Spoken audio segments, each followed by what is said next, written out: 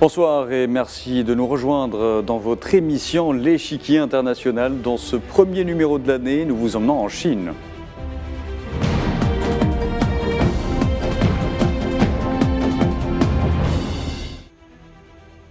Alors la Chine a un nouveau ministre des Affaires étrangères en la personne de Qin Gang, jusqu'ici ambassadeur aux États-Unis. Signe de l'importance apportée par Pékin à la relation sino-américaine.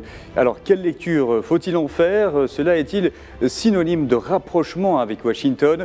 Des questions auxquelles nous allons tenter de répondre avec nos spécialistes. Alors aujourd'hui, nous accueillons Gamal Abina, journaliste spécialiste des questions internationales. Bonsoir. Bonsoir, merci pour l'invitation. Et le géopoliticien Manuel Pouchelet est également parmi nous. Bonsoir. Bonsoir monsieur, merci pour l'invitation. C'est moi qui vous remercie, messieurs. Alors tout d'abord, Gamal Abina, un nouveau chef de la diplomatie, est-il toujours synonyme de changement de cap dans les relations internationales? Concernant la Chine, par exemple, cela intervient dans une conjoncture qui la place au devant de la scène. Les relations avec les États-Unis se sont détériorées, de nouveaux conflits ont éclaté. Comment interpréter la nomination de l'ex-ambassadeur de la Chine aux États-Unis à ce poste? Eh bien, simplement, il faut se rappeler effectivement l'histoire de la Chine qui, en matière de tradition et de communication et surtout de représentation à l'international, a toujours mis très haut la barre. On se souvient de Zhou Enlai, qui était donc le représentant chinois à l'international, qui a obtenu des grandes victoires diplomatiques par rapport aux États-Unis, à telle enseigne qu'après ils ont fait la paix avec Kissinger et les États-Unis dans les années 70. Et donc aujourd'hui, cet ambassadeur qui est au départ pressenti, comme on l'a appelé le loup guerrier, et finalement va être nommé à un poste extrêmement important dans un environnement extrêmement défavorable, puisqu'il y a une vraie tension entre les États-Unis et la Chine, qui a commencé d'ailleurs sous Trump. Il faut se souvenir que ça a commencé par des guerres commerciales ouvertes entre la Chine et les États-Unis. C'est cela. La nomination de cet ambassadeur a un sens dans la mesure où c'est quelqu'un qui est féru de culture anglo-saxonne américaine, qui est parfaitement polyglotte, qui connaît parfaitement son adversaire, puisque là on parle bien d'adversaire, et qui va certainement faire en sorte de renouer une relation un peu plus apaisée, non pas amicale, mais au moins apaisée, entre ces deux grandes puissances que sont les États-Unis, puissance déclinante, et la Chine, puissance en devenir, qui sera bientôt la première puissance économique mondiale en 2030. Avant de décrypter davantage la question, je repose la même question à Manuel Pouchelet. Monsieur Pouchelet, comment interpréter, selon vous, la nomination de Qin Gang, qui est l'ex-ambassadeur de la Chine aux États-Unis, au poste de ministre des Affaires étrangères? La nomination d'une éminente personnalité à ce poste est importante, on vient de le dire. Monsieur Gang connaît parfaitement les États-Unis, mais je vous rappelle que dans les années 70, il y avait également un ambassadeur américain en Chine qui s'est appelé Monsieur Bush et qui ensuite a été promu président. Donc quelque part, c'est toujours un message fort. Nous avons ici un expert des relations internationales, nous avons aussi un expert qui connaît et qui sait déchiffrer parfaitement les codes de l'Occident. On parle des Américains, mais il faut savoir que ce monsieur est aussi polyglotte, donc il a une capacité d'adaptation qui est rare. Et en même temps, vous avez aussi un nouveau ministre des Affaires étrangères qui est nommé pour un nouveau suivi des dossiers, puisque M. Xi Jinping, au moment du 20e congrès du PCC, a fixé une nouvelle feuille de route qui, pour l'instant, s'annonce sur 2030-2035. Le prédécesseur, si vous voulez, a épuisé certaines solutions. Maintenant, M. Gang va en tous les cas donner de nouvelles orientations et en tous les cas préciser la méthode auprès du monde et des partenaires chinois, tout comme leurs contradicteurs que sont les Occidentaux. Monsieur Pouchelet, on l'a vu dès sa prise de position, Qin Gang a prôné le dialogue avec les États-Unis. Le dialogue n'est pourtant pas complètement rompu. Quel est le message voulu ? Il n'y a jamais eu de rupture de dialogue, si vous voulez, entre Pékin et Washington. Il faut savoir que Pékin et Washington font face aussi dans cette espèce de gestion du monde d'après, dont on parle beaucoup, avec cette espèce de polarisation qui s'annonce. Ils sont obligés de se parler, de dialoguer, de se compléter. Je rappelle qu'au niveau économique, la Chine et les États-Unis se retrouvent aussi dans cette partie asiatique qu'en Europe on connaît moins, avec les nombreuses organisations économiques comme l'ASEAN par exemple, où on retrouve ces deux partenaires présents. Donc quelque part, c'est un enjeu important pour Pékin de bien connaître, si vous voulez, la posture de Washington, qui de plus en plus se précise aussi avec les alliances où elle mobilise également les Européens. De toute façon, le dialogue diplomatique, si vous voulez, a ses codes. Il n'a jamais été question entre ces deux grandes puissances aujourd'hui, qui se confirment, de rupture, de dialogue. Bien au contraire, elles sont obligées de se compléter pour se comprendre. Dans la logique des choses, Gamal Abina, on l'a dit, donc Qin Gang a prôné le dialogue dès sa prise de parole en tant que chef de la diplomatie chinoise. Comment voyez-vous cela ? Les Chinois sont des gens polis. Ils ont l'habitude toujours de rester avec un canal ouvert. Il faut se souvenir quand même des propos qu'il a utilisés avant, qui étaient beaucoup plus offensifs, sur la question, par exemple, des Ouïghours, où il expliquait que c'était une fabrication et une propagande occidentale, ce qui n'est pas tout à fait faux d'ailleurs, quand on sait l'origine des premières images et des premiers témoignages qui venaient d'un Allemand très proche des mouvements néoconservateurs américains. On peut se poser la question de savoir si effectivement on n'a pas fait remonter en épingle des problèmes régionaux qui étaient très limités à des problèmes extrêmement violents comme on les présente aujourd'hui. Mais il était le premier à dire que c'était de la propagande. C'est quelqu'un qui est féru de l'Internet, qui communique beaucoup d'ailleurs par Twitter, c'est ce qui a d'ailleurs fait sa marque de fabrique. C'est quelqu'un qu'on appelle donc le loup guerrier qui va se muer sans doute en renard guerrier, mais renard tout de même, donc suffisamment intelligent et malin pour utiliser les codes des États-Unis. On sait qu'il est fan de baseball, ça en dit long, de basket. C'est quelqu'un qui est très très imprégné de la culture anglo-saxonne et par là même qui sait parfaitement quel est son adversaire. La relation États-Unis et Chine est très ancienne, elle a commencé il y a 4 siècles quasiment, à peu de choses près je veux dire par rapport à l'Amérique du Sud. Et pour ce qui concerne l'Amérique du Nord, évidemment on sait très bien que la Chine était un grand investisseur qui est toujours aujourd'hui le cas puisque 2000 milliards des bons du Trésor américain sont détenus par les Chinois. 2 économies rivales, 2 économies puissantes, 23 000 milliards de PIB côté américain contre 17 000 milliards de PIB côté chinois. C'est vous dire à quel point ces 2 géants doivent se parler. Alors c'est bien que vous évoquiez cette rivalité. Alors on l'a vu ces dernières années, les relations entre Pékin et Washington sont du moins tumultueuses. Vous l'avez évoqué, il y a la guerre des Ouïghours, mais pas seulement. Il y a une guerre économique, des tensions autour du Covid-19 sur l'île de Taïwan, etc. Nous avons 2 puissances qui n'arrivent pas à se départager. La coexistence pacifique est-elle possible ? Alors, concernant la présence américaine, qui est une occupation dans le monde en règle générale, avec des bases militaires partout dès qu'ils gagnent une guerre, les États-Unis n'ont pas vocation à rester dans la région, mais veulent rester de force. Ils ont été chassés par le Vietnam, évidemment, on le sait, une défaite cuisante. Ils ont été chassés récemment par l'Afghanistan pour ce qui concerne le début du monde asiatique. Mais les États-Unis cherchent toujours à avoir une présence justifiée ou pas d'ailleurs, par le fait que, soi-disant, il y aurait eu une sorte d'ennemi comme ça héréditaire qu'on appelle les communistes. Le communisme ayant largement été dissipé, voire liquidé, puisque maintenant la Chine communiste, c'est plus un nom et un label qu'une réalité, il n'y a donc pas cette idéologie qui reste à justifier la présence américaine qui est, rappelons tout de même, sur toutes les frontières chinoises. Elle occupe une partie de Taïwan, elle occupe le Japon. Il y a quand même des soldats américains, 30 000, qui occupent illégalement l'île du Japon, puisqu'ils continuent à garder leur domination sur le Japon. Elle met une tension entre la Corée du Nord et la Corée du Sud avec ce fameux 38e parallèle qui fait que les 2 Corées ne peuvent pas se réconcilier parce que les Américains s'y opposent fermement, même si un temps, Trump a essayé de calmer un peu le jeu. Et surtout, les États-Unis, en concurrence avec les Chinois, sentent bien que leur précaré régional, dans la région d'Asie, je veux dire, du sud-est asiatique, est mis en danger par une Chine qui est de plus en plus offensive, de plus en plus expansive, qui est de plus en plus puissante économiquement. Et l'économie, ça séduit beaucoup de gens et qui, contrairement aux États-Unis, ne donne pas de leçon de démocratie. C'est ça la chose qui est plus importante. Et je pense qu'effectivement, pour réconcilier ces 2 géants, c'est très compliqué parce qu'ils se battent sur le même terrain, à savoir la conquête du monde par l'économie, la conquête de l'espace, on va peut-être en parler dans quelques minutes si vous voulez bien, mais surtout la conquête de l'hégémonie mondiale, puisque clairement la Chine aujourd'hui se positionne comme un acteur essentiel et incontournable, qu'on le voit en Afrique, en Asie, en Europe. Manuel Pouchelet, malgré tous ces litiges qui divisent ces 2 puissances, une coexistence est-elle possible aujourd'hui, une coexistence bien entendu pacifique ?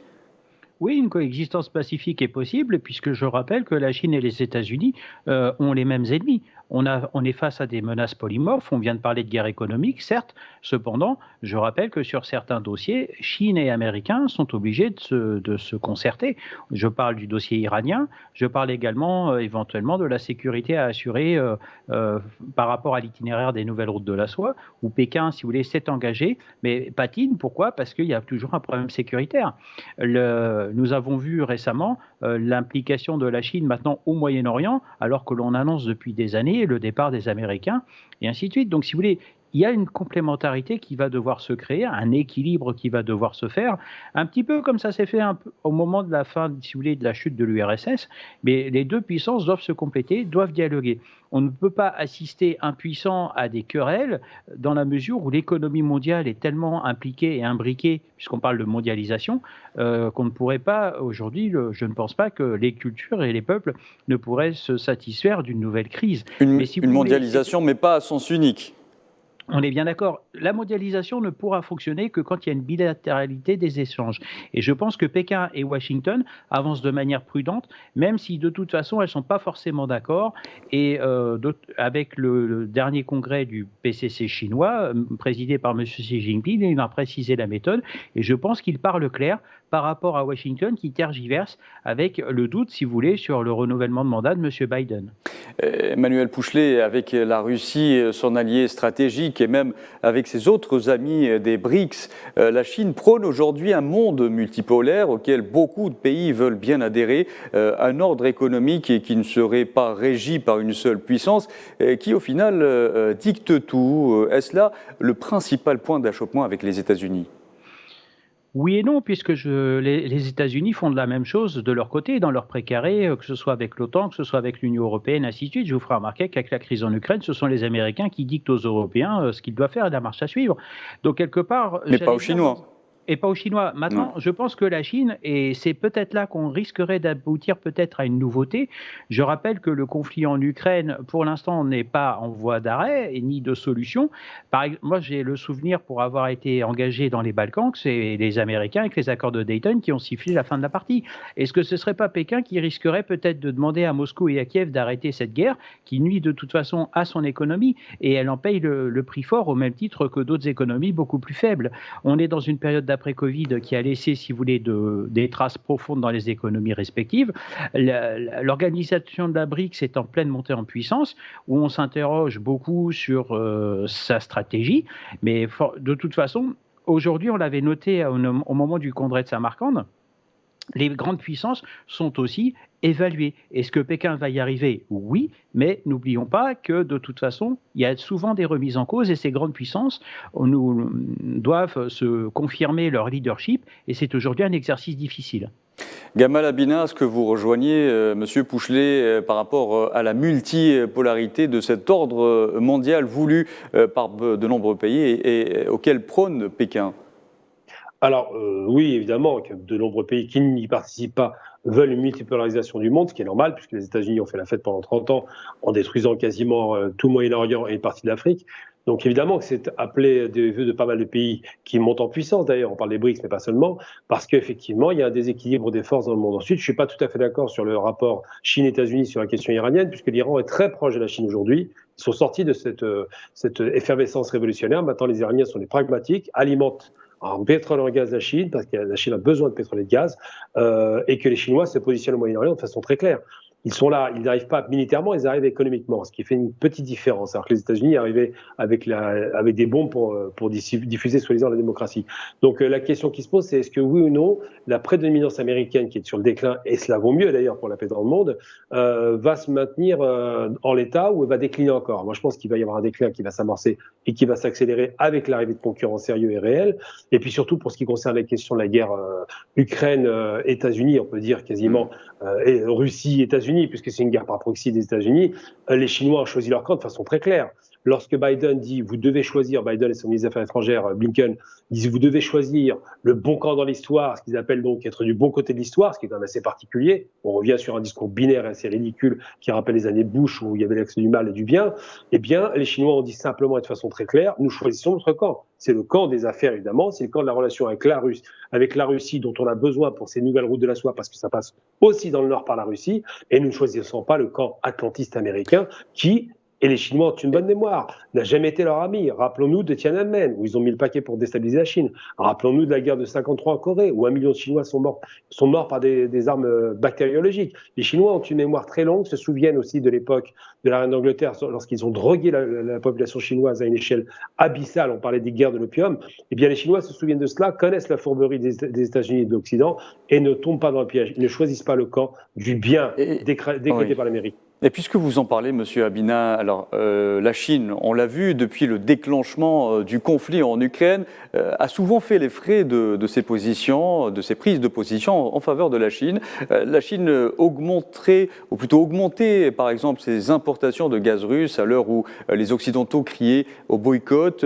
Qin Gang, le nouveau ministre chinois des Affaires étrangères, devra-t-il jouer aux équilibristes pour arriver à concilier ces trois puissances mondiales que sont la Chine, les États-Unis et la Russie?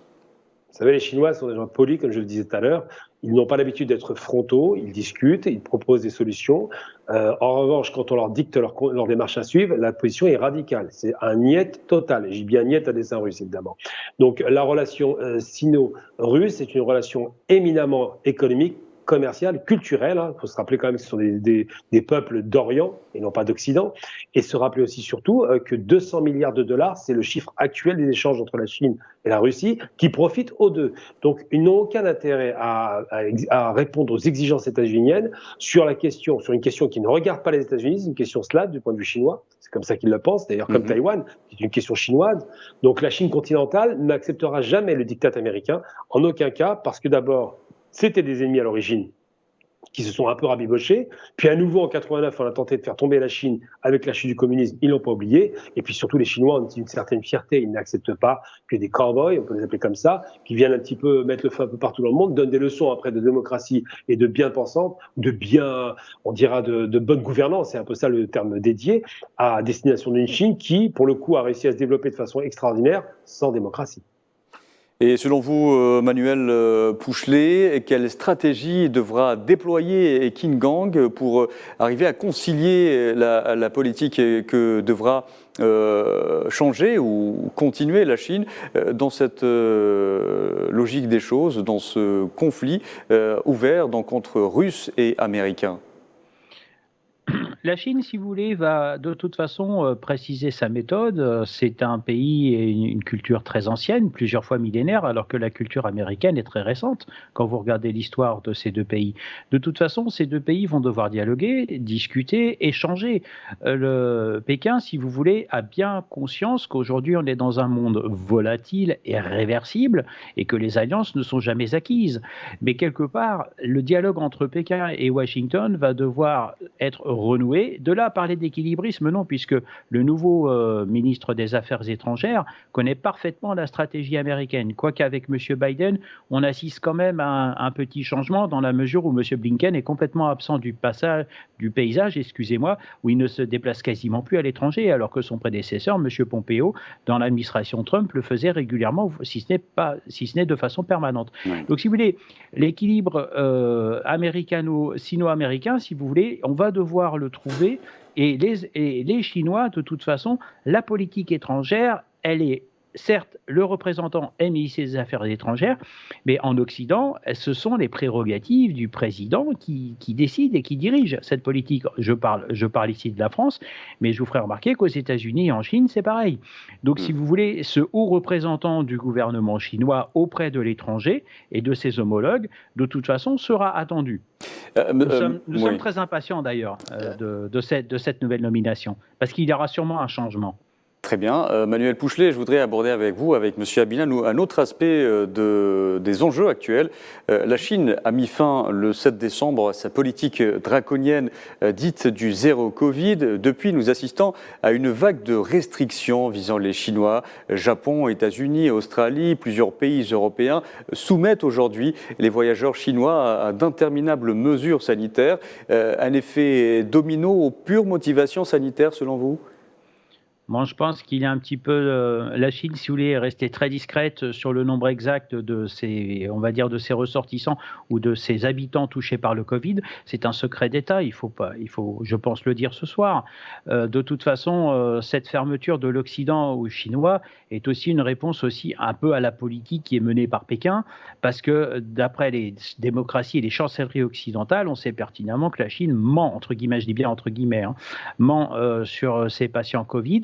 Il faut dire aussi que M. Xi Jinping, ces derniers temps, dans les grandes villes, je pense à Shanghai, je pense à Hong Kong et d'autres villes, notamment côtières, il y a eu de grandes manifestations sur cette politique zéro Covid et l'enfermement des gens avec des événements violents. Donc, est-ce que ce n'est pas la réponse de Pékin aussi pour tenter de calmer cette sécurité intérieure où les autorités avaient un peu de mal, si vous voulez, à cacher aux habitants. Maintenant, la Chine est une puissance économique. Cela se fait par les échanges, parce que les touristes, dans leur bagage, ils n'ont pas forcément l'envie de ramener que des souvenirs. Ils y font aussi des affaires, et sait-on jamais, c'est peut-être un bien. Maintenant, cette protection sanitaire, si vous voulez, s'impose, puisqu'on a quand même de grands doutes, notamment en Occident, où on a un Covid qui repart de plus belle, en tout cas. Mais Monsieur Pouchelet, tous les pays qui ferment la porte aux Chinois aujourd'hui recensent pourtant des cas par milliers de Covid-19 au quotidien, sans pour autant imposer de telles restrictions. On l'a vu dans son discours pour le Nouvel An, le président chinois a tenté de rassurer en vain. Quelle est la finalité de cette politique de restriction ? La politique de restriction, de toute façon, je pense qu'en Europe, on a oublié ce qu'on nous a martelé pendant les années Covid, c'est-à-dire les gestes barrières, et c'est en même temps une protection aussi pour les gouvernements occidentaux de se protéger et de faire des rappels sur ces règles de sécurité avec le port du masque, etc. On le voit bien en France, où on a quand même de gros doutes, où même les autorités françaises tergiversent sur l'accueil des touristes chinois, alors que les autres pays de l'Union européenne se sont montrés fermes. Maintenant, c'est une réponse à la Chine, mais est-ce la bonne réponse ? Moi, je n'y crois pas. Je pense que c'est surtout une peur de cette maladie dont on n'a toujours pas Très bien. Donc purement sanitaire solutions. pour vous. Oui, je pense. Je ne suis pas médecin, mais c'est vrai que la diffusion fait peur et nous sommes dans des sociétés qui économiquement sont déjà affaiblies. Très bien, mais on parle des motivations. Gamal Abina, on l'a vu, il y a eu comme un effet domino de la part des Occidentaux quand, en première réaction à l'abandon des mesures strictes sanitaires chinoises en Chine. Maintenant, quelle est la motivation de cette réaction ? Donc, on l'a dit disproportionnée pour certains. Est-elle purement sanitaire selon vous ? Pas une seconde. Je ne crois pas à l'instant que ce soit sanitaire. S'il ne l'aurait fait il y a 3 ans. Donc déjà, ça commence mal. Ensuite, la deuxième chose qui prouve que ce n'est pas sanitaire, c'est que la plupart des pays européens ont vacciné à quasiment 100% ou 90%. Donc la question du rebond viral qui tuerait, parce qu'on ne parle pas de maladie, la contagion va arriver, mais les maladies qui tuent, c'est de moins en moins vrai. Et je pense qu'effectivement, ils ont très bien observé qu'en Chine, alors ils ont critiqué beaucoup les Chinois sur la politique zéro Covid en disant que c'était une politique barbare. Je rappelle, c'est les Occidentaux qui parlaient. C'est barbare, il faut les libérer, il faut qu'ils puissent sortir. Et une fois que les Chinois appliquent exactement ce qui était préconisé par l'Occident, on les critique à nouveau. C'est-à-dire que quoi qu'ils fassent, ils seront critiqués. C'est vrai que les Chinois ont menti sur une chose, je rejoins M. Pouchelet là-dessus. Ils ont fait croire qu'ils avaient vacciné 90% à 100% de la population, c'était pas vrai. Il y a moins de 70% de vaccination, donc c'est un peu faiblard. Ils ont fait croire qu'ils allaient endiguer le Covid en coupant les circulations des personnes. C'est pas vrai non plus, ça n'a pas marché. Oui. Ils voient bien que le reste du monde a reçu l'impact violent qui partait de Chine et a pris des dispositions a posteriori qui ont été difficiles, 10 millions de morts. Donc aujourd'hui, je pense que... Mais pourquoi aujourd'hui, justement, fermer la porte aux Chinois ? Justement, j'allais vous répondre à cela. Je pense que la contraction, parce que le PIB chinois a commencé à se contracter, que la production industrielle a reculé depuis très longtemps, on n'avait jamais vu ça, et que effectivement, avec une croissance qui est bon, il reste une croissance soutenue, mais 3%, c'est vraiment un recul considérable pour un pays qui avait l'habitude d'avoir une croissance à 2 points, à 2 chiffres. Eh bien, je pense que ça arrange bien les affaires de certains qui se disent que si on fait des restrictions de mouvement, de déplacement de personnes, et donc des restrictions commerciales, ça va de soi par la suite, ça permettra de garantir que l'économie occidentale se maintienne à flot et qu'elle dépasse la période Covid qui a été extrêmement violente pour elle aussi. Donc je pense que, indépendamment du fait que, soi-disant, on voudrait protéger les populations, ce qu'ils n'ont pas fait il y a 3 ans, je le rappelle. Il y a 3 ans, personne n'a empêché les Chinois d'aller en Europe. Eh bien, aujourd'hui, ils le font, alors que l'Europe est protégée, qu'il y a des vaccins et qu'il n'y a aucune nécessité pour faire ce genre de procédure drastique qui ne sert absolument à rien, à mon sens. Très bien. Dernière question, peut-être, Monsieur Abina, je voudrais vous la poser à vous et à Monsieur Pouchelet. Alors, on l'a évoqué au début de cette émission, les tensions entre Pékin et Washington sont dues aussi au statut de l'île de Taïwan. L'administration américaine a fait dans la provocation, c'est du moins que l'on puisse dire, avec la visite controversée à Taïwan de la présidente de la Chambre des représentants des États-Unis, Nancy Pelosi. Que pourrait apporter le nouveau visage de la diplomatie chinoise dans ce dossier ? Sur la question de Taïwan, les choses sont très claires. Et d'ailleurs, Xi Jinping le dit très bien, il n'est pas question que Taïwan reste une île qui n'appartient pas à la Chine. Taïwan a toujours été chinoise et va, à l'époque ça s'appelait Formose, et va récupérer le territoire La Chine va récupérer Rapidement, je Taïwan vous prie, par les monsieur. moyens. Oui. Je vous en prie. Voilà, juste pour vous dire que Nancy Pelosi est venue pour provoquer les Chinois. Ça a été une grave erreur. Elle a été même critiquée dans sa propre classe politique, mais qu'aujourd'hui, la Chine est déterminée à récupérer ce territoire, quel que soit le moyen. Pacifique peut-être, comme Hong Kong, ou alors par d'autres moyens un peu plus offensifs. Très bien. Monsieur Pouchelet, vous avez moins d'une minute. Alors, que pourrait apporter le nouveau visage de la diplomatie chinoise dans le dossier sur l'île de Taïwan ? Bon, on n'a pas attendu la nouvelle nomination puisque le maire de Taipei est pro-chinois et on a déjà le premier résultat de la politique chinoise envers Taïwan, comme M. Abina vient de le préciser. Très bien, merci beaucoup Monsieur Pouchelet. Vous ne pouviez pas être plus concis. Je vous remercie messieurs d'avoir répondu à nos questions, en l'occurrence Gamal Abina. Je rappelle que vous êtes journaliste spécialiste des questions internationales. Merci à vous. Merci à vous également Manuel Pouchelet. Vous êtes géopoliticien. Ce nouveau numéro de l'échiquier international touche à sa fin. Merci à vous de l'avoir suivi et très bonne soirée.